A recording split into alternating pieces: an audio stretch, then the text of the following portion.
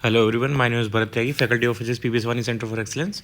Chapter चल रहा है हमारा मोशन इन वन डायमेंशन, और उसमें मैं नेक्स्ट टॉपिक करना है equations of motion. Equations of motion आपने 9th क्लास में भी पढ़ी हुई हैं।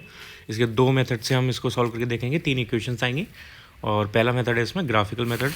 तो ग्राफ ड्रॉ करना है, वीटी ग्राफ ड्रॉ करेंगे हम इसके लिए, और केस हमें दिया हुआ है, केस हमें इसमें लेना है, और वही केस आपको याद रखना है, उसी केस में सारे फॉर्मूले अप्लाई होते हैं। वो केस है for a body moving with constant acceleration, a body moving with constant acceleration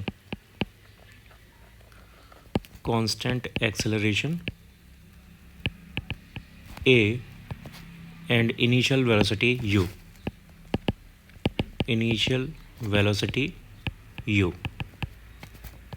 ये हमें पर्टिकुलर केस दिया हुआ है। इसके लिए हमें वीटी ग्राफ ड्रॉ करना है, फिर उससे हमें इक्वेशंस ऑफ मोशन निकालनी है।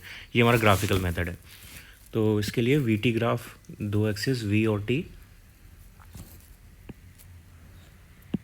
ये एक्स एक्सिस में टाइम लेना है और वाई एक्सिस में वेलोसिटी, और यहाँ पे इनिशियल वेलोसिटी हमें दी है यू प्लस यू। तो सपोज़ वो यहाँ पर प्लस यू की वैल्यू है। तो इसके बाद ये जो ग्राफ है वो कांस्टेंट एक्सेलरेशन के लिए बनेगा, और कांस्टेंट एक्सेलरेशन के लिए a equals to delta v upon t time. तो एक्सेलरेशन अगर कांस्टेंट है तो delta v proportional to t आएगा, which shows straight line graph. इसके लिए ग्राफ जो बनेगा वो स्ट्रेट लाइन बनेगा। अगर टाइम पॉजिटिव डायरेक्शन में जा रहा है तो वेलोसिटी हमारी इंक्रीज़ करेगी पॉजिटिव डायरेक्शन में, कांस्टेंट एक्सेलरेशन से स्ट्रेट लाइन में। तो उसका ग्राफ बनेगा स्ट्रेट लाइन कांस्टेंट इंक्रीजिंग। तो ये इसका ग्राफ ड्रॉ होगा। सपोज़ किसी पर्टिकुलर टाइम टी पर जो हमें स्पीड मिलती है, वेलोसिटी मिलती है, वो v है। तो ये इसका ग्राफ हो जाएगा। यहाँ से स्लोप देखने के लिए इसको और ड्रॉ कर देते हैं। ये हमारा थीटा एंगल हो जाएगा, इसका स्लोप निकाल सकते हैं। यहाँ से हम सारे पॉइंट्स के नाम लिख देते हैं। पॉइंट्स के नाम है हमारे पास, ये ओ ऑरिजिन पॉइंट, ये A B C D E, ये सारे पॉइंट्स हो गए। और हमें सारी इक्वेशंस निकालनी है इससे। तो फर्स्ट इक्वेशन निकालने के लिए हमें इसका स्लोप निकालना पड़ेगा। फर्स्ट इक्वेशन के लिए निकालते हैं स्लोप ऑफ गिवन ग्राफ। तो स्लोप का फॉर्मूला होता है टेन थीटा, और वी टी ग्राफ का स्लोप रिप्रेजेंट करता है एक्सेलरेशन को, और टेन थीटा का फॉर्मूला है परपेंडिकुलर अपॉन बेस। तो यहाँ पे परपेंडिकुलर है ये लेंथ सी डी, ये परपेंडिकुलर है divided by base is A D, C D upon A D, ये है इसका परपेंडिकुलर अपॉन बेस हो गया। अब सी डी की लेंथ के लिए हमें क्या करना होगा, सी डी की लेंथ के लिए हम निकाल सकते हैं सी डी की लेंथ सी डी की लेंथ ए बी के बराबर होगी, और ए बी की लेंथ निकालने के लिए हम बी ओ माइनस ए ओ कर सकते हैं, B O minus A O divided by A D की वैल्यू है ई ओ के बराबर। तो बी ओ की वैल्यू यहाँ से है v, और ए ओ की वैल्यू है यहाँ से u, और ई ओ की वैल्यू है यहाँ से t, और ये इक्वल चल रहा है एक्सेलरेशन के। तो यहाँ से हमारे पास आ गया v minus u equals to a t, या v equals to u plus a t. ये हमारी फर्स्ट इक्वेशन ऑफ मोशन हो गई, first equation of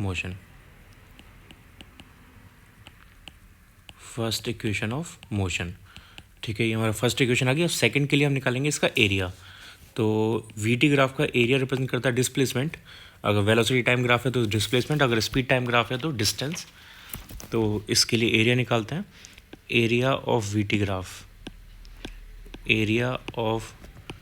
T graph equals to displacement को सपोज हम एस अज्यूम कर लेते हैं। तो यहाँ पे दो सेक्शंस आएंगे एरिया के, एक ट्राइंगल वाला सेक्शन और एक रेक्टेंगल वाला नीचे वाला सेक्शन। तो area of triangle A C D plus area of rectangle A D E O. तो ट्राइंगल के एरिया का फॉर्मूला हमें पता है क्या होता है, हाफ बेस इनटू हाइट। तो ट्राइंगल का बेस है ए डी और हाइट है C D, plus area of rectangle is length into breadth. तो किसी को भी लेंथ ले सकते हो, किसी को भी ब्रेड्थ ले सकते हो। तो लेंथ सपोज मैंने ए डी ले लिया, तो यहाँ पे ब्रेड्थ हो जाएगी डी ई। अब इनकी वैल्यूज़ लगाते हैं सारी। तो s equals to half, A D की वैल्यू हमने निकाली थी, ए डी की वैल्यू है टी, और सी डी की वैल्यू हमने निकाली थी वी माइनस यू आई थी, v minus u C D की value, plus A D again t value D E की वैल्यू ए ओ के बराबर है विच इज़ यू। तो यहाँ से एस इक्वल्स टू हो गया u t plus half into T, और v माइनस यू को हम फर्स्ट इक्वेशन से ए टी के बराबर प्लेस कर देंगे, तो यहाँ से ए टी की वैल्यू लगा देनी है, ये हो जाएगा ए टी। तो यहाँ से एस इक्वल्स टू आ गया u t plus half a t square, ये सेकेंड इक्वेशन ऑफ मोशन। ये आ गया हमारे पास second equation of motion. Okay, तो फर्स्ट के लिए हमने स्लोप निकाला, सेकंड के लिए हमने एरिया निकाला ट्रायंगल और रेक्टेंगल को अलग अलग करके। थर्ड के लिए हम एरिया दोबारा निकालेंगे, लेकिन अब ये पूरे शेप का एरिया लेंगे। तो पूरा जो शेप बन रहा है ये ट्रेपेजियम है, दो पैरेलल लाइंस हैं ए ओ और सी ई, ये पैरेलल लाइंस हैं। तो इनके लिए चार साइड्स का जो शेप बनेगा वो ट्रेपेजियम होगा। ट्रेपेजियम का एरिया लगाना है। ट्रेपेजियम के एरिया का फॉर्मूला होता है sum of parallel sides divide by 2 into separation. तो ट्रेपेजियम का फॉर्मूला लगाएंगे यहाँ पे एरिया का, एरिया ऑफ ट्रेपेजियम,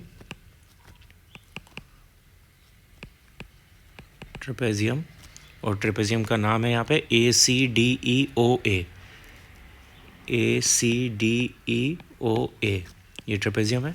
इसका फॉर्मूला होता है sum of parallel sides, sum of parallel sides divided by 2 into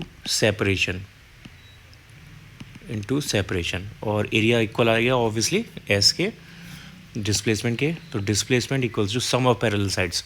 तो पैरेलल साइड्स हमारे पास कौन कौन सी हैं, ए ओ और C E, A O plus C E divided by 2 into separation है ओ ई, ये ओ ई सेपरेशन है, ओ ई सेपरेशन हो गया। और वैल्यूज लगाते हैं इसकी, तो एस इक्वल्स टू ए ओ की वैल्यू है यू, यू ए ओ की वैल्यू प्लस सी ई की value, C E is equals to B O is v, तो v plus divide by 2 into O E is t. अब हमें इस फॉर्मूले में टाइम नहीं चाहिए, तो टाइम की वैल्यू हम फर्स्ट इक्वेशन से यहाँ पे प्लेस कर देंगे। फर्स्ट इक्वेशन थी हमारे पास v minus u equals to a t, तो टी इक्वल्स टू यहाँ से आ गया v minus u upon a, इसको प्लेस करेंगे यहाँ पे। तो हमारे पास आ जाएगा 2 को इधर आगे मल्टीप्लाई कर देते हैं, 2s equals to v plus u into v minus u divide by a, और ए को भी क्रॉस मल्टीप्लाई करके इधर लेके आते हैं लेफ्ट हैंड साइड में। तो ये हो जाएगा 2as और v plus u v minus u, ये a plus b, a minus b का फॉर्मूला हो गया a square minus b square which is v square minus u square. तो हमारे पास फाइनल फॉर्मूला आया इससे, फाइनल फॉर्मूला हो गया v square equals to u square plus 2as, 2as। ये हमारी थर्ड इक्वेशन ऑफ मोशन हो गई, third equation of motion. Okay, तो अब कौन सी इक्वेशन को कब यूज़ करना है आप सिंबल्स के हिसाब से देख सकते हो। अगर हमें वेलोसिटी, एक्सेलरेशन और डिस्प्लेसमेंट का रिलेशन देखना है तो थर्ड इक्वेशन यूज़ करेंगे। अगर हमें डिस्प्लेसमेंट, एक्सेलरेशन और टाइम का रिलेशन देखना है तो हम सेकंड इक्वेशन यूज़ करेंगे, और अगर वेलोसिटी, एक्सेलरेशन, टाइम का रिलेशन देखना है तो फर्स्ट इक्वेशन यूज़ करेंगे। यानी अगर हमारे पास डिस्प्लेसमेंट नहीं है तो फर्स्ट इक्वेशन, अगर हमारे पास वेलोसिटी नहीं है तो हम सेकंड इक्वेशन, और हमारे पास अगर टाइम नहीं है तो हम थर्ड इक्वेशन यूज़ करेंगे। तो ये सारी इक्वेशंस आ गई ग्राफिकल मेथड से। अब सेकंड मेथड देखते हैं, calculus method. Second calculus method, ये ज़्यादा इजी है। कैलकुलस आपको थोड़ा सा भी आता है तो बहुत इजीली आपको समझ में आ जाएगा। कैलकुलस मेथड के लिए हम सबसे पहले इक्वेशन लगाएंगे एक्सेलरेशन की, वेलोसिटी के लिए। तो एक्सेलरेशन की डिफरेंशियल इक्वेशन होती है वेलोसिटी के लिए d v upon d t, a equals to d v upon d t, ये फॉर्मूला हम ऑलरेडी जानते हैं। यहाँ से डी वी इक्वल्स टू आ जाएगा ए डी टी, और यहाँ से डिफरेंशिएशन हटाने के लिए हम दोनों साइड इंटीग्रेशन करेंगे। तो integrating both sides we will get integration d v equals to integration a d t, और लिमिट यहाँ पे क्या आएगी, v की लिमिट, यानी initial velocity to final velocity. Initial velocity थी हमारे पास u, फाइनल वेलोसिटी हमारे पास v। अब एक्सेलरेशन कांस्टेंट है तो वो इंटीग्रेशन से बाहर आ जाएगा, ये हो जाएगा एक्सेलरेशन dt, और टाइम की लिमिट स्टार्टिंग से t तक, 0 से t तक ये आ जाएगी। अब इसका इंटीग्रेशन सॉल्व करते हैं। तो इंटीग्रेशन dx होता है x, integration dx is x, तो इंटीग्रेशन dv हो गया v with limit u to v equals to a, integration dt का हो गया t, लिमिट 0 टू t।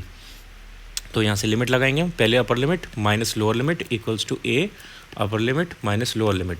तो ये आ गया सॉल्व करके v equals to u plus a t which is the first equation of motion.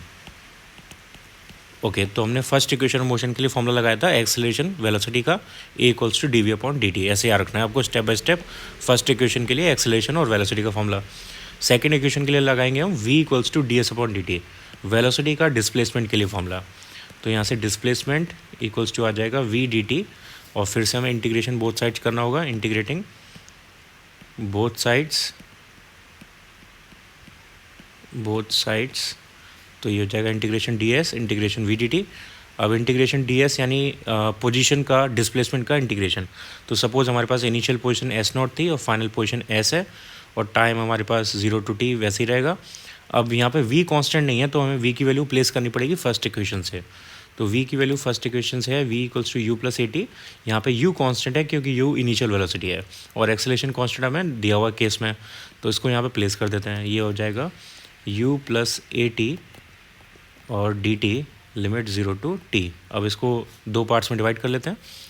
तो यहाँ पर आएगा हमारे पास इंटीग्रेशन डी एस सॉल्व करके s हो जाएगा, integration d s is s, और limit s not to s equals to integration u d t plus integration a t d t, limit 0 to t।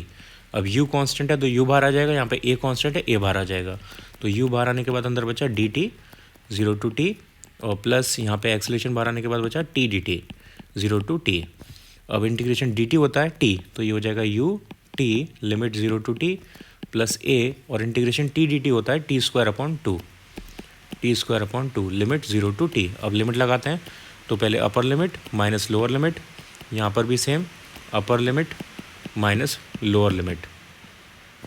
तो ये हमारे पास फाइनली सॉल्व करके आ गया। अब यहाँ पे s पर भी लिमिट लगा देते हैं, upper limit minus lower limit.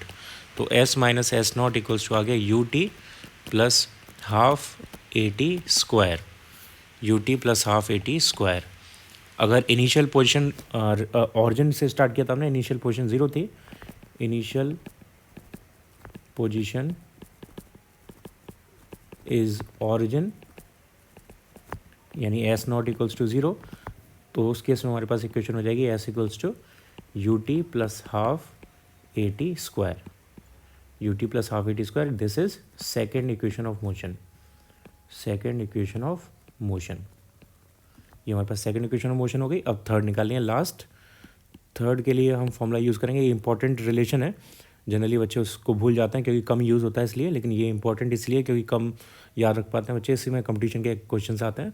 ये रिलेशन है v d v equals to a d x, v d v equals to a d s. ये वेलोसिटी एक्सेलरेशन और डिस्प्लेसमेंट का डिफरेंशियल रिलेशन है, तो इसको अच्छे से याद रखना, ये काफ़ी क्वेश्चन में यूज़ हो सकता है। अब इसको फिर से वही करेंगे, यहाँ पर डिफरेंशिएशन हटाने के लिए integrating both sides, integrating both sides.